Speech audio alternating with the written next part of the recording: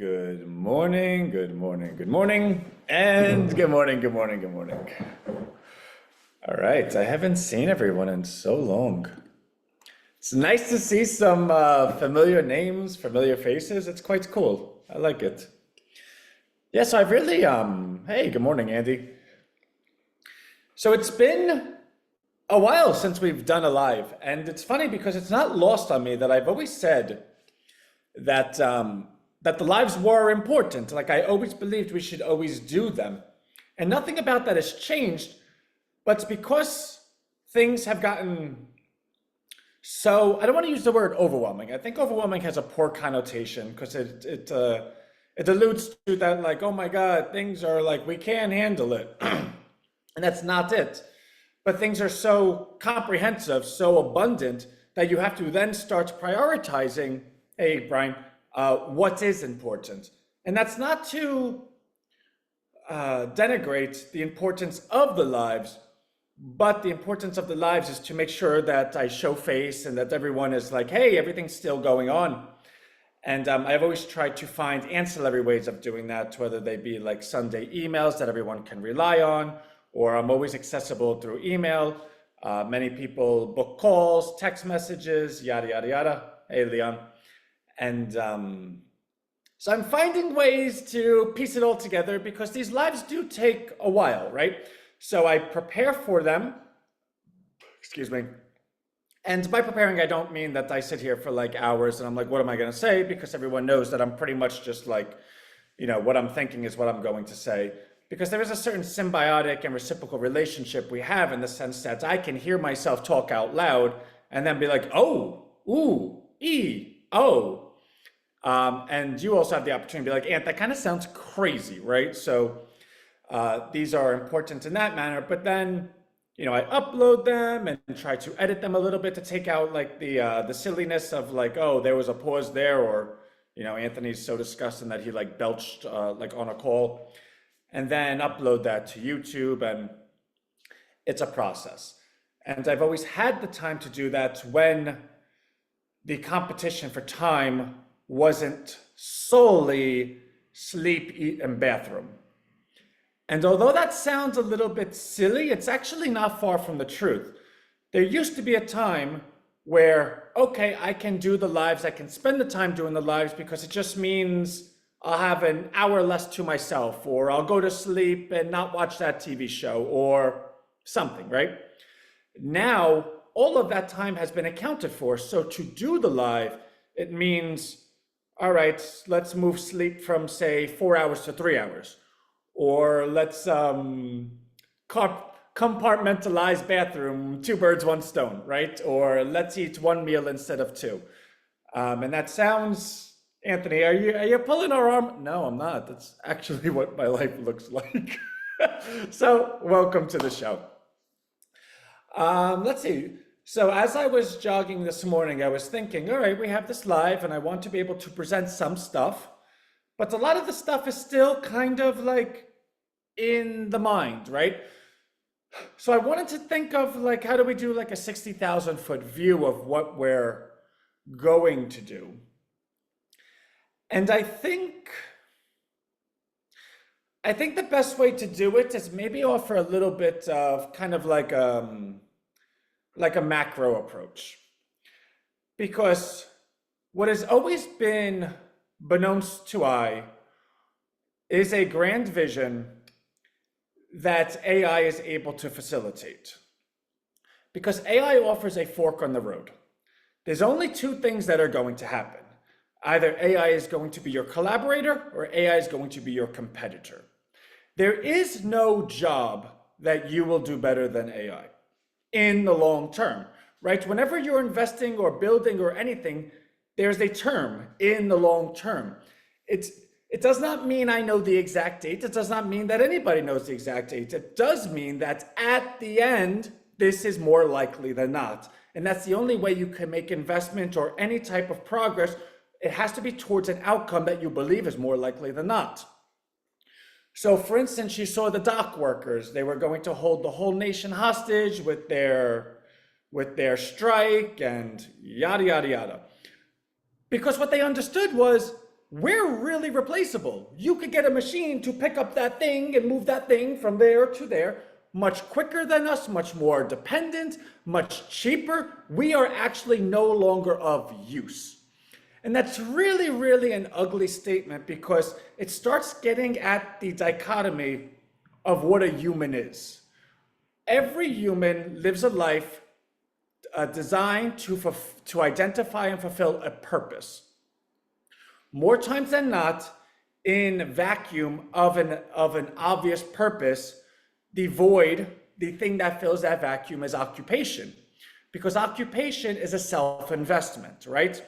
So I don't have a girlfriend, I don't have kids, I don't have all of this stuff, but I can now use this time to work really, really hard, save up really, really a lot. And when that opportunity comes where I find that really nice girl or I find that really nice whatever, I have the financial backing that offers a stability, which offers securitization that I can fulfill and facilitate and be a responsible party to that collaborative effort to let's build a family. So humans always look for a purpose. That is how we are built. You cannot, even humans that make bad decisions, you have to split it apart, right? Are they a bad person or is the decision a bad decision? And when you're able to peel that onion back and realize that everyone, it's a natural law, and I don't know if I've ever read this anywhere, but it makes sense to me and I'm calling it a law right now. Everything that anybody ever does, they do with the purpose of believing it's a good idea. Because if they didn't, they wouldn't do it. Now you might say, well, Anthony, somebody knows if they go kill that person, that's bad. Yes, they know the action is bad, but they're doing it because they believe it's a good idea. They're willing to accept that if they get caught, bad things are going to happen. But the benefits of doing such an act offer such good consequence that they believe it's a good idea. Therefore, they do it believing it's good to them. Nobody does anything with the belief that it's going to be displeasing to them. Everyone does something with the motivation that they're doing it for a good reason. Now, whether that reason is completely convoluted or cuckoo for Cocoa Puffs, that's another story for another day. And that's kind of where TED comes in and the psychology and blah, blah, blah. But everyone does something for a good reason to themselves. So when you start taking a look at, and I completely lost track of where I was, but when you're talking about, I was talking about dock workers, and then I went into income and dating, and okay, so you do it all for a good decision. And I completely lost where I was. Wow, it's been a while since we've done this stuff, right? Anyway, so when you start taking a look at how one receives an income, it's quite important that that is held together, that the person has the ability to do that. Because the income not only provides purpose, but it provides dignity. It provides the ability for that person to know and believe in themselves that they're living a just life and they have the opportunity to develop and grow a life however they see fit. Now, maybe they want to be an Olympic athlete. Maybe they want to be a business owner. Maybe they want to be a priest. I have no idea. But the path to prosperity and thus allowing them, hey, Rabbi, thus allowing them to pursue that is implicit in the occupation. If you take occupation away from people, you have a real problem. And that is where the fork in the road comes, because AI is going to take occupation away. Now, when we think of Eden or heaven or the place of like 69 virgins or wherever everyone's going to go when they die, you think about this perfect place. The thing that no one ever constitutes what perfect and ideal is that you cannot learn from that atmosphere. If you're in an ideal place, there is no conflict, there's no confrontation, there's no ability to say, man, that was the wrong decision. This is how I felt because of that decision, and this is what I'm going to do differently the next time this situation presents itself. In fact, you're in purgatory, you're stagnant. You will never grow any larger, you will never grow any smaller. It's like, like when people say, oh, I can't wait to go on vacation. Those that know me, what do you think I would look like on vacation? How long do you think I can sit on a beach with a pina colada virgin, of course, And do what? Like waste away? Just sit there and become a corpse? Like how long? And that's what heaven is like when you really subtract out the ability to grow. Now, I've never been there, and I'm also not done with the analogy, right? But just for the purpose of where we are in the analogy, that's heaven. Now, you may say, well, man, heaven's like you see your mother, your brother, your sister, your uncle, your dog, your cat. So, like, it sounds kind of cool, like we're just floating around. Yeah, that's great.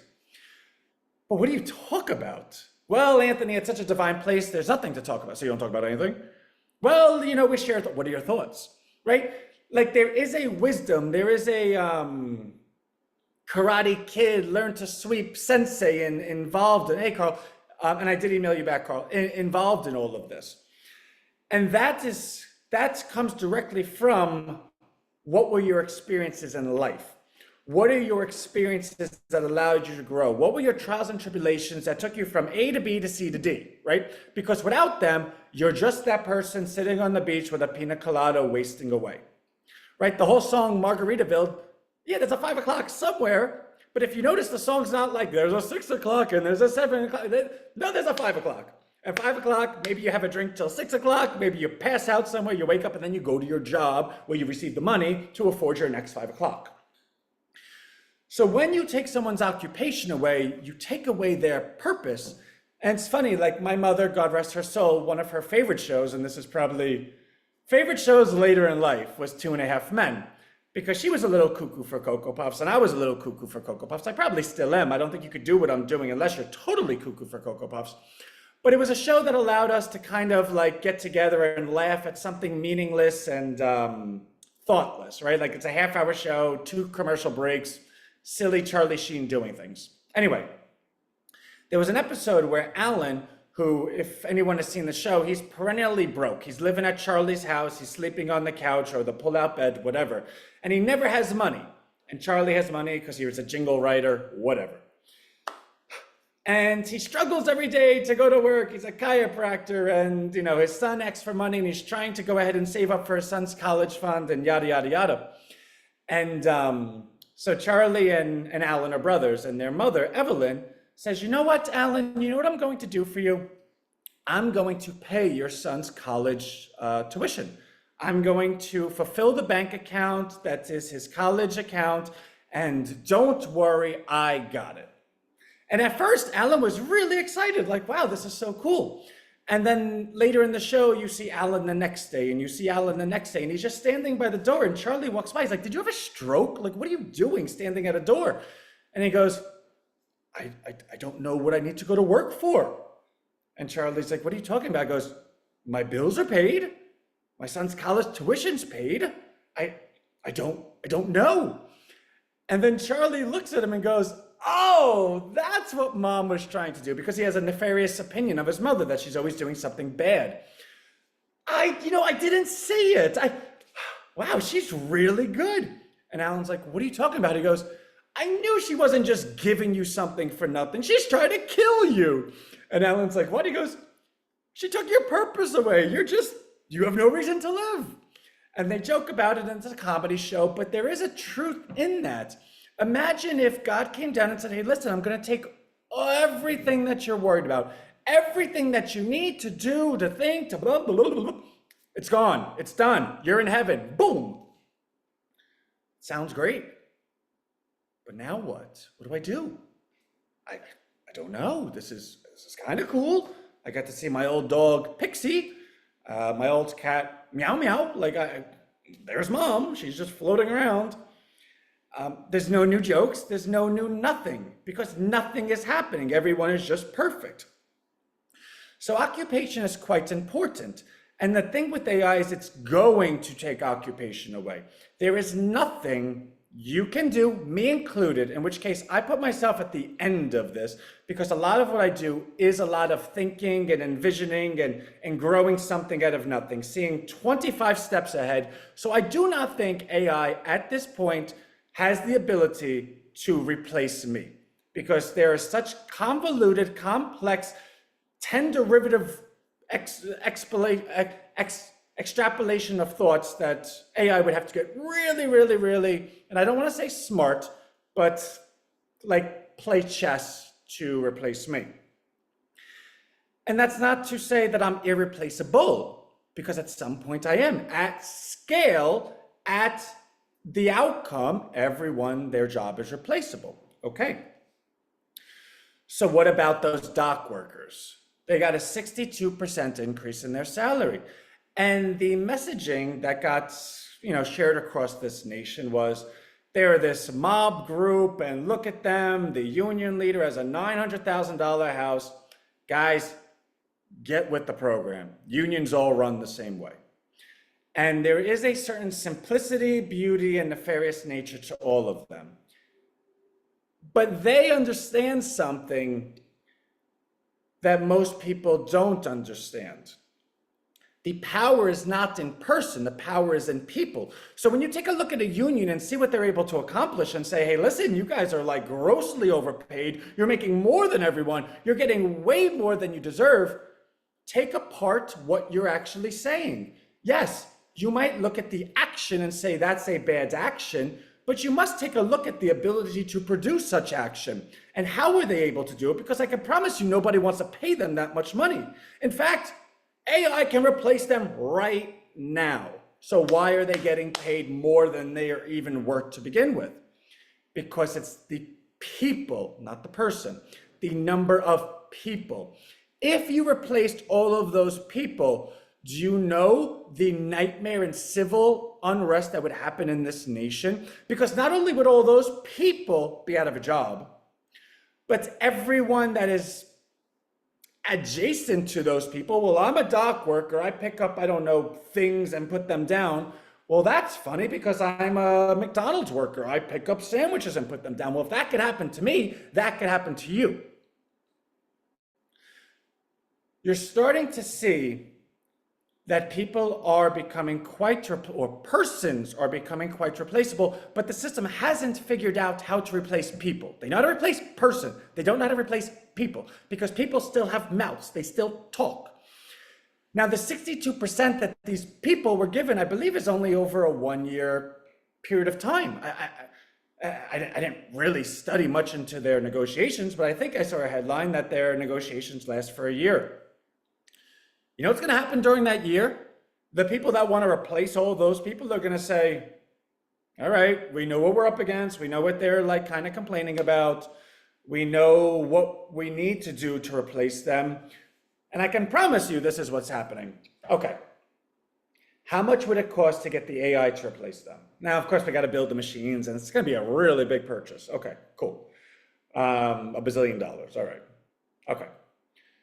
Now, how much does it cost to also pay them a severance? Because obviously we can't let these people go into town and they'll get pitchforks and kill us. So we need to improve their enslavement, right?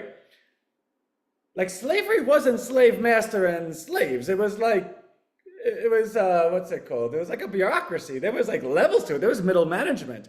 There was like and by the way, when I say slave, I don't mean black. Every color of anyone in this world has been enslaved before, okay? So slave is not black. There was middle management in slavery. All right, well, hey, listen, those slaves, they like me. So if you give me like, I don't know, an extra cheeseburger here and there, I'll tell them to chill, right? And I'll just share some fries with them. Okay, cool. So how do we do that to the dock workers? Okay, let's give them a 2-year severance. 2 years? We're never going to hire them. Like, the hell with them. Okay, cool. All right, hey, dock workers, we're firing all of you. We're going to stagger it. We're going to fire some of you and blah, blah, blah. We're going to call it performance review. Well, who does the performance review? We do the performance review. Okay, that sounds great, but what are the metrics? Oh, don't worry about the metrics. We're going to come up with the metrics. But we need to know the metrics. It's not going to be fair. Hey, we're going to give you 2-year severance if you get fired. All you got to do is complete the metrics. And if you do complete the metrics, you don't get fired. But if you don't complete the metrics, we're going to give you 2 years worth of salary. Well, that sounds good. I don't need to know the metrics. Little do you know, the metrics are going to be so unattainable that you're all going to get fired anyway. Okay, great. So if I own these docks, this is $1 billion plus 2 years for all these salary people. How do I do it? All right. Well, I can clearly see that if I fire all them, my labor cost goes out the window, my efficiency goes through the roof, my competency and all the rest go through the roof. This sounds like an investment. So if I just get this much money today, I can fire all these people, and then that money will regenerate itself and recoup quite quickly because I don't have any overhead. All right, I wonder who has all the money. Oh, Wall Street. Good thing you guys are dirtbags. Hey, Wall Street. Not interested. Okay. Hey, Wall Street, I got this like fantastic deal. If you give us $1 bazillion plus 2 years salary, we are going to fire all these people in the next 5 years, and then we're going to recoup all of that money so quickly your head's going to spin. And then Wall Street's like, okay, cool. We're going to charge you 20% on them. 20%, do you want it? Yes, no, okay, great, done, cool. Now, that was a playful little bit of like whatever I just shared with you, but I think you can probably say, well, Ant, that doesn't sound like unfathomable. Like you didn't say anything that I don't think is possible. There was like 3 steps to what I just described to you. Okay. So now these people go jobless, but they have the money, and of course they believe like they're not irreplaceable. They think they're gonna have 2 years salary, they'll go on, vacation, have those pina coladas for like a couple of months, then they're gonna say they need a job, then they're gonna try to re-enter a workforce that realize their skill set's no longer valuable because they got replaced by the AI computers and machines. So what do? They're like, oh shucks. Wish I thought about this. This is not good. Okay, so now they go on some type of unemployment. And if this can happen to them, what's happening to all the other industries? Everyone's becoming unemployed because it does, again, this is very, very important to understand. I'm not sitting here sharing some like Mad Max, like Anthony, like went off the reservation, everyone's going to hate their lives. I'm sharing capitalism. I'm sharing mathematics. If a business can replace labor and produce higher profits, they will. Business is a very, very simple equation. Revenue minus expenditures equals plus minus. You want it to be plus. So you try to increase revenues, decrease expenditures, and you hope that number grows in profits because the growth of it is how much money is able to be shared amongst the investors and owners of it. And when everyone's an investor, from 401k funds to retirement, everyone has a shared interest in making sure that mathematics works out. And honestly, it's a great equation. It works. You're never going to change it. We don't think it should be changed. Well, Ant, if you don't change it, everyone goes unemployed. Yes, but that's if you're still thinking inside the box. That's where we're coming in and sharing a viewpoint that is outside the box. So when you peel that onion back and bring us back to the beginning where we were talking about the fork in the road, everyone's going to become unemployed. That's true. You will not have a job at some point. Now, if you're like 30, 40, like I'm 38, it may not be in my life where all of a sudden I'm relegated to a point where I don't have a career, but my son is 3. My daughter's turning 2 next month. Actually, in exactly a month. There's a good chance that by the time they're 30 and 40, they don't even know what a job is. So how are they getting paid? Okay, here's that fork in the road. You're going to get paid because if you don't get paid, what happens? What are we going to go back to like caveman times? Like if you don't have money and you're alive, that means you're going to die because you don't have money to buy food. You don't have money to buy shelter. So if your choice is to die or to get food and shelter, what will you choose? Well, humans, like all animals, have a basic instinct. It's called survival. Therefore, how are you going to get food? Well, I'm going to rob it. I'm going to steal it. Well, can't you hunt? Yeah. You think everyone's going to go hunt? You think everyone collectively is going to say, hey, I know you guys completely destroyed all of our jobs, like me plus 300 million of us. So we're just going to go back into time and learn how to pick up a spear, kill a bear, skin it, put it over some. How do you make a fire again? Can I have matches? No, no matches. You can't afford matches. Can I have like a lighter? No, no, no. You can't. Get 2 sticks, rub them together, the sun, magnifying. No, no, you gotta get some stippling, some kipling, some. You think people look at? No. Hey, McDonald's, that drive-through? The last time I remember, they gave me the food before I gave them the money, right? There's plenty of opportunities, and you can see it at a very low scale. Like if you go into Walgreens, there's now things behind the locked counter. Depending on what city you're in, there's like I was in Walmart the other day buying things, and I showed him the receipt, and I don't even know what happened, but I joked and I was like, could have ran out with this, and you would have had to catch me. He's like, no, we're not allowed to. I go, what do you mean? Because we're not allowed to chase anyone. If you do not show me that receipt and you leave with the stuff, it's yours. I go, how does that even make sense? He goes, we're not allowed to perform any type of security where we bring the things back in. So I'm thinking to myself, well, maybe they put a picture of me somewhere and they're like Al Bundy, like we don't accept this guy anymore. But this is kind of like to quelch the civil unrest. They allow a little bit of air to come out of that balloon, the bottom rung of society. And I don't mean that in a hierarchy in terms of these people are like bad people, but economically, the people that are at the bottom, if you start arresting those people, then it becomes a news event because they're all likely part of a same demographic. And I don't mean color, I don't mean, I don't know what I mean, but they're likely look like each other. And maybe it's all people that live in an urban area, or maybe it's all people that live on 2nd Street. I have no clue. But I suspect that if one person starts stealing and 2 and 3 and 4, there's probably a similarity in them, which means they can see the reciprocal nature and the cohorts of themselves and say, look at what they're doing to us. And when you have a statement and you have a motivated group that is completely jobless and economyless and has no money and is able to say, look what they're doing to us, that's not good for business. So when you see like, how do they let people just steal things out of a store? It's a business decision. Oh, they're losing something. No, they're not. Yeah, they're losing money because they're stealing things. But I can promise you, if they go ahead and arrest all of those people, their store is going to be lit on fire because we made that okay in 2020, right? So there's like, you can see the air coming out of the balloon a little bit until it gets to a point that it gets quite ugly. So you're not going to have people that are going to start like killing deer and bear. What you'll have, and of course, by the time it gets to this point, this isn't me just spitballing out loud. It's not me just talking about dock workers. And dock workers are very well paid.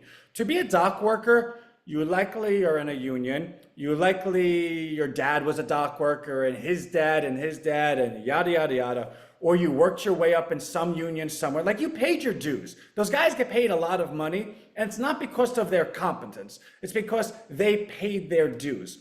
And that's not a bad thing, right?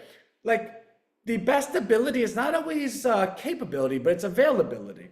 If I know that that person grew up in a household, that they know what we do here and they know the culture and their dad and their, then I'll hire that person even if they lift 5 pounds less than that stranger from another place that like I have no clue if he's gonna come to work the next day.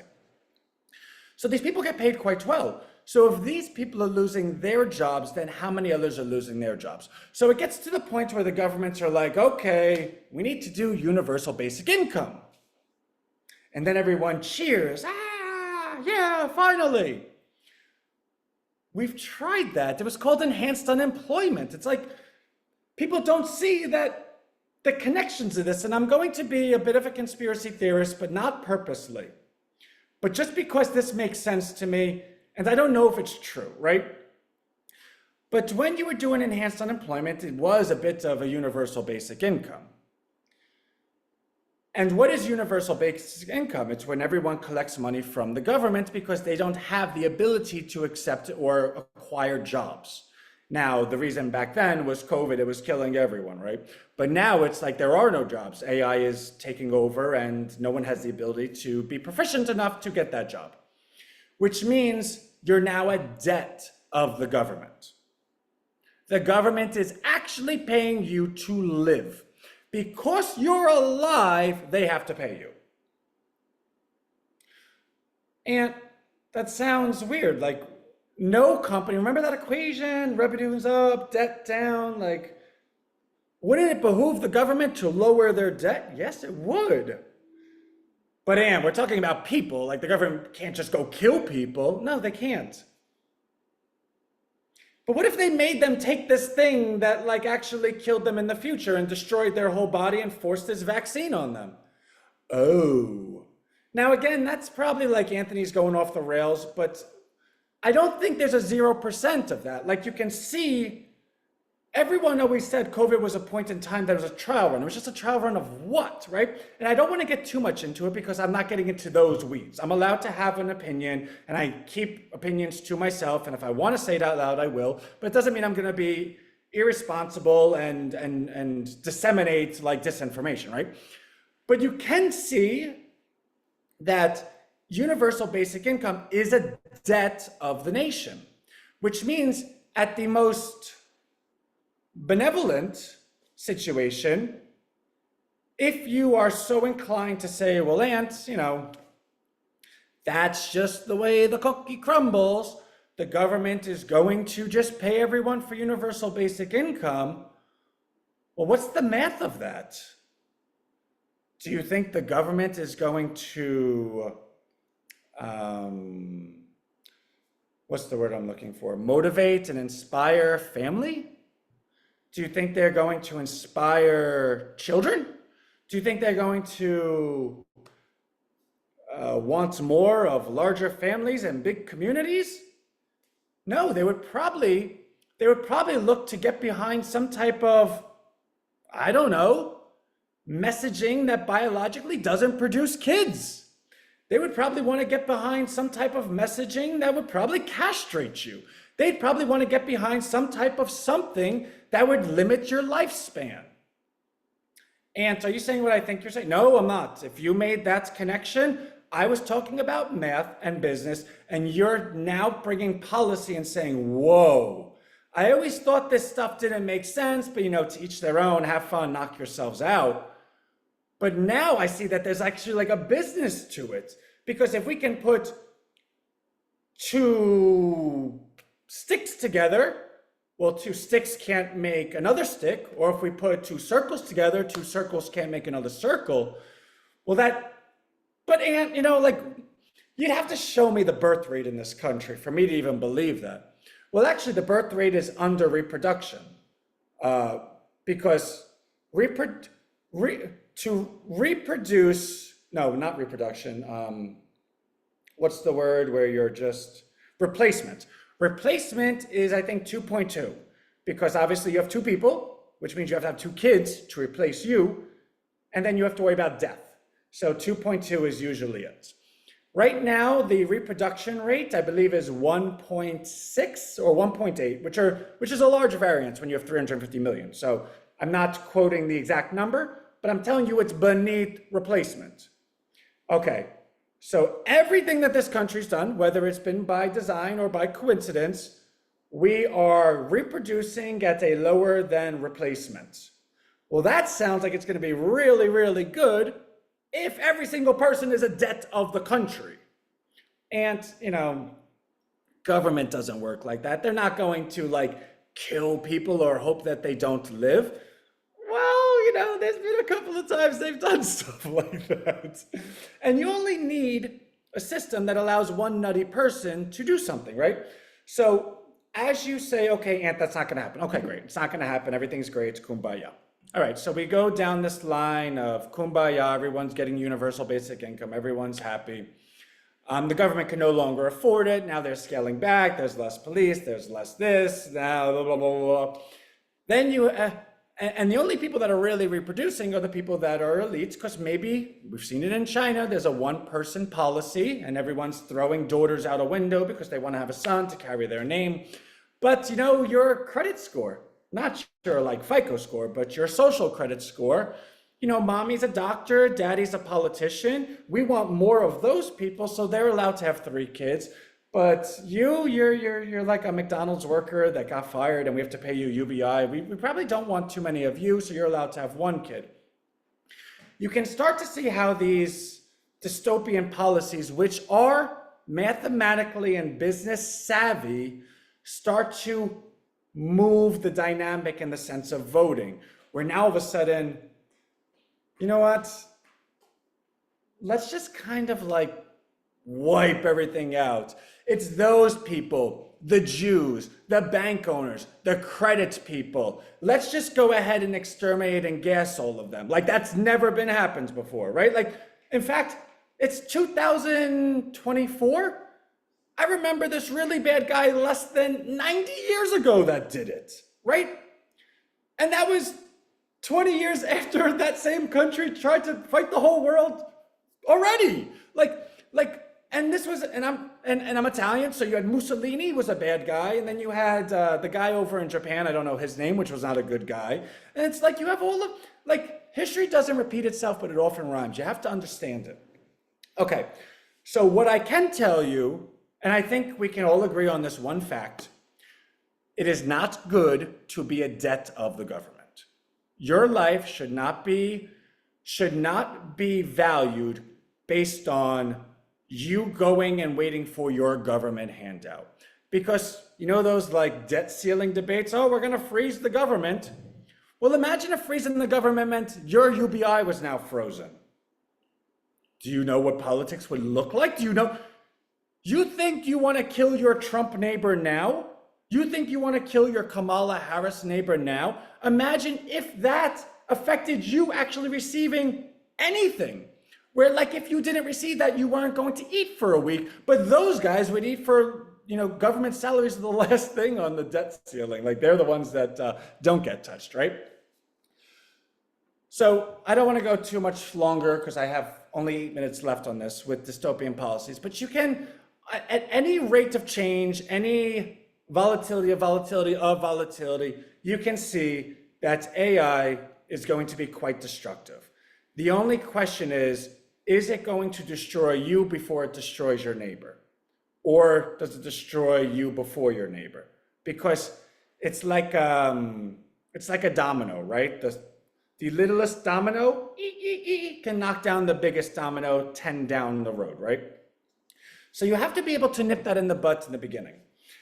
And what I propose is that when you take a look at the actual economy, global economy, and let's just take a look at Wall Street, you have companies that are valued at, you know, bajillions of dollars.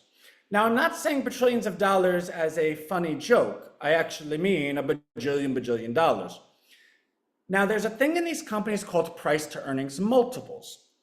So for instance, Nike, I don't know, they make like, let's say they make 10 billion a year, right? And I don't even know what they make, but let's say 10 billion a year. But they trade at 20 times earnings. Now, I don't know if they trade at 20 times earnings, but for those that know stock market will tell you this, so please take this as fact.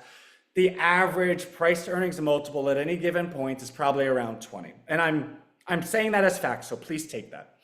So Nike makes 10 billion a year. They trade at 20 times earnings. So if they earn 10 billion and they trade at 20 times that, 20 times 10 is 200 billion. So the market capitalization of the company is 200 billion.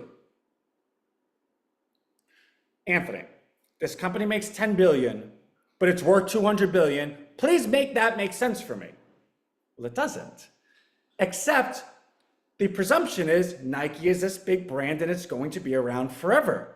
You know what else is going to be around forever? People. They're always going to have customers. Nike is not valued on its golf clubs. It's valued on how many people buy the golf clubs, right? So what is the real value of Nike? Their customers. And what's the hidden value of their customers? Infinity. Because the world only ends the day it ends. And by that point, it's over. Therefore, between now and then, you could always calculate infinity. Now, the market doesn't calculate infinity. It calculates 20 times or 25 times or 30 times, depending on where you are in the economic cycle. But what Wall Street does and what companies do, and it's not that they just nefariously like, hey, listen, let's trick everyone. And there, you know, there's a trickery to it, but it's not, it's actual mathematics. So these companies are able to be worth 20 times more than they are, but that value is completely because of their product. Their product isn't golf clubs. Their product is you. Their product is people. But people don't own people. People are persons. People are multiple persons, which brings us back to unions. What unions have been able to do is allow people to own people, for persons to own people, for people to own persons, for people to collaborate and become a monolith that speaks collectively. So while you sit there and say, well, Ant, this is crazy. They don't deserve that much money. They're replaceable now. Yes, but they cracked the code. They're able to speak with people. That's the business of business. It's people. It's not persons. So how do you unionize the world? If you were able to unionize every person in the world, the value that is given to Wall Street companies, or any company for that matter, those 20 times earnings, would transfer from the company to the person. But it would only transfer from company to person if you had a transferable asset that all trades on the same exchange, like a stock. And the only way you can have a stock go up in value is if it's constantly purchased. It's purchased more than it's sold, and it has an infinite time frame. And that's what TED is. So I said I was only going to go 45 minutes. I'm 41 minutes in. So I think I'm going to leave it there, because I do think I just happen to fall upon wow, that's a great cliffhanger. I can promise you I do understand what we're doing here. There's a lot of close your eyes and see it, but it's close. So what I do have, and actually I'll share it in the email, or maybe I should just read it, right? So the goal of what I am doing is that by next week, and I really think it's probably going to be by the week after, I know, please don't kill me. It's going to work. It's going to be great.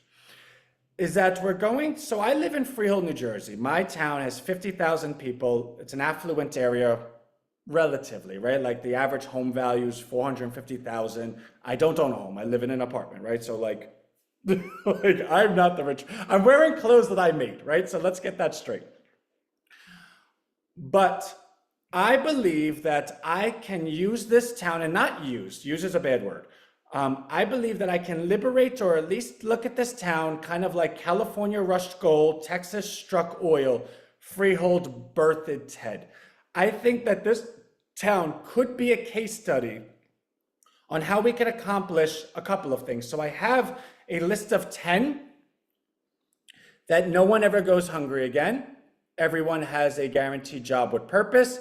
Housing is a human right. Rent no longer exists. Retirement is freedom, financial worry. Everyone's guaranteed retirement. Heroes are supported. Justice is with compassion. Family court actually heals families and not tears them apart, like this town is so good at doing. Physical and mental health for all. Our future is tax-free. There's no such thing as property taxes anymore. Everyone votes, not because they can't, but because they want to. And true freedom is in love. And I have a 950-word speech that I put together. I still think I need to do a little more, but let me see how this sounds read out loud. Because again, so the point is, in 1 week, likely 2, I'm going to have the website done. All the 10 things I just recited to you are going to have their own 5-minute video of how that's accomplished within the umbrella that is TED, which is what we're doing. So it's going to be, what's the vision? How do we accomplish it? And how does the accomplishment of this equal these things? So it's going to be quite easy that a 5th grader can say, this sounds crazy. Let me see the video. Oh, I get it. I don't know if I agree, but I understand it. But how do you do that's how he does. I see. Oh, okay, great. And then it allows me to talk from there. So we're going to build a platform by turning my town into the shiny town on the hill. And it actually is funny, before I read this, many people have said, Ant, whatever happened to those packages we sent out? Like we sent them to Elon, we sent them to all the major AI players, we sent them to all the governors of this country. And I always said, I don't know what's going to happen of them, but something will, because it's valuable and we stuck our neck out there.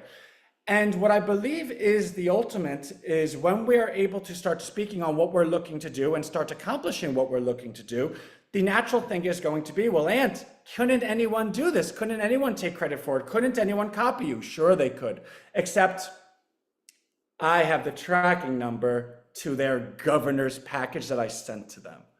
Oh, Elon and them are doing it? I have the tracking number to when it got delivered to their place. So please do it because we want you to. We're in it for everyone, but if you think you're going to do it and there's not going to be the credit or authority or what's going to ensure that it's safe and ethical and moral for all, you're nuts. Because like anyone that goes through divorce, the best thing to do is to consult with every attorney so that your adversary, your wife or your husband, is unable to get a good attorney because they've been conflicted out. Now, mind you, that didn't happen in my case because I found out I was getting divorced after I got removed from my house, right? So, which is actually pretty cool because I've become my own attorney. So if I'm conflicted out of any attorney, too bad, I'm my own attorney. But anyway, let me read this. I'm already a minute over and then I'm gonna go. And this will get better. I stand before you today not simply to share a vision, but to speak to something deeper, something personal. Life has shown us its harshest side. The burdens seem heavy, the obstacles numerous, and if you're like me, you wonder if you're cursed. We are not cursed. We are far more blessed than we realize. We've been given life's most challenging gift, the chance to endure, to struggle, to face what seems insurmountable, and in doing so, to discover our greatest strength. The strength not just to persist, but to rise. It's only through adversity, through what feels like a curse, that we find our deepest power. Because in those challenging moments when the world seems darkest, we are not being punished. We are being forged into something greater, stronger, wiser, ready not just to survive, but to lead, to thrive. And we don't go on this journey alone. We are in this together, you, me, him, her. We carry the weight of the world that feels cruel and heartless. And yet we come here today because in our suffering, we find one another. Right here in Freehold, we face a crossroads. And so we ask ourselves, what kind of community do we want to be? Do we accept a future where some suffer while others thrive, where a few have plenty while the many live at the edge? Or do we believe in something more? I believe the time has come for us to think beyond, to no longer just be, but to become, to look at the burdens we've carried and to realize that they are the very things that give us the ability to create a world that is different. One where no one goes hungry, where everyone works for purpose, and where housing is not a privilege but a right. A place where heroes, our nurses, teachers, police officers, firefighters are fully supported. A future where retirement isn't something we fear, but a time in life when we are truly honored, knowing that our contributions will never be forgotten. We know we cannot reach it without facing challenges. The malevolence we've endured, whether from outside forces or sometimes even within ourselves, is not here to crush us, it's here to strengthen us. Like a personal trainer who pushes us beyond what we thought we can do, life itself is our greatest teacher. If we think the hardships we face come solely to punish us, we will miss the blessings hidden inside them, the blessing that turns our struggles into our greatness. Let me be clear. I don't promise perfection. I don't promise a future free from hardship or a life without tragedy. What I promise is that by taking on these challenges together, we can become our greatness, where family courts heal families rather than tear them apart, where physical and mental health are nurtured daily, where everyday life, where our struggles become the shared celebrations of success, where our daily walks, meals, or even our work are united by purpose, and where we nurture not just ourselves, but each other. This isn't just about us. What we create here, we give to the world. Because if we can do this now, the impact won't be limited to just Freehold. What we will build here, a place free from unnecessary burdens of property taxes, where everyone has a voice, will resonate in every corner of the earth. We stand today on the edge of true freedom, a world where our voices are heard, a world that comes together. We tell them that a better way is possible, that a world of justice, compassion, and freedom is not just a dream. It is a decision made here right now because we've proven it can be. There are forces that will resist. Corporations will continue to pretend they care while pretending they aren't there, quietly accumulating pieces of our lives with every app we open, every form we fill out. Unseen shadows will still analyze our choices, making decisions about us without us. They don't love you. They love what you can do, what they can take from you. But we will put an end to that. They will push back. It won't be easy, but remember, there's never been a profitable business without a customer or an elected official without a vote. While they may pretend to hold the power, it has always and always will belong to us, the people. Our struggles, our trials, our moments of deepest pain, these are not here to break us. These forces do not exist to defeat us. They exist to transcend us. Our pain, our failures, our trials are our greatest gifts. When you look at your life and see pain, frustration, and maybe even failure, I urge you to look again. Those moments are the source of your greatness. They will be the points where you say, I endured, I persisted, and now I rise. Now let's rise together, here, now, in this moment. Let's build a world that thrives with us, not on us. A world that begins right here as we think beyond ourselves and beyond Freehold. Together we will make Freehold the city on the hill, a beacon for the world to see. For in this town we will rewrite the rules, and in doing so we will introduce the world to a new future. A future where poverty ends, where housing is a right, and where dignity and love replace decay and lust. This is not a distant dream, this is now. We can, we will, and it begins right now in Freehold by thinking beyond Freehold. I'm going to share the math behind this because, again, Anthony, this sounds great, but how is it funded? Where's the investment come from? Where's the money go? How is it distributed? All of that is done here. So it's not Anthony like sitting on a soapbox talking about like rainbows and butterflies. The numbers are right there behind it. So I do want to have this done in a week. It might take 2 weeks, but I can promise you today's October 7th. If we're done by November 1st, which is clearly like 3 weeks from now, so like, God, please no. But should that be the ultimate outcome, that gives us November and December where it's just now go. And I can promise you that if you give me 50,000 people in a town where everyone, the 99% are like, what about me? And there's a clear vision that allows this town to lead the globe, and it's logical and deductible, and you have the patents, and you have, all we need is, what's our funding? Like, what do we actually need, right?